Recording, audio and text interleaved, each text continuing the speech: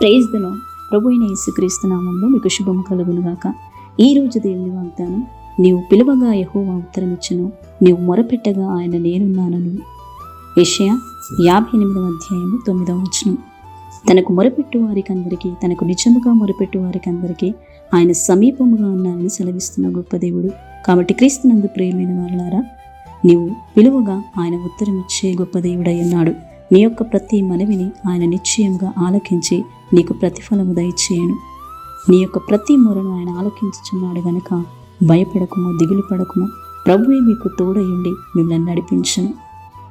నీవు ఏవైతే అడుగుచున్నావో వాటినెల్లా పొంది ఉన్నానని నీవు నమ్మినట్లయితే నిశ్చయంగా ప్రభు కార్యము జరిగించును. అర్థం.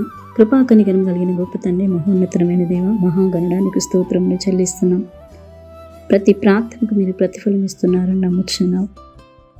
ఎంతమంది అయితే సమస్యలను, శోధనలో, ఇరుకులో, ఇబ్బందులు ఉండి మొరపెట్టుచున్నారో దయతో వారి యొక్క ప్రార్థనను ఆలకించమని, మీరే కృప చూపి సహాయం దయచేయమని నజరేయుడైన యేసుక్రీస్తు నామములో ప్రార్థించి అడిగి వేడుకుంటున్నాము తండ్రి. ఆమేన్.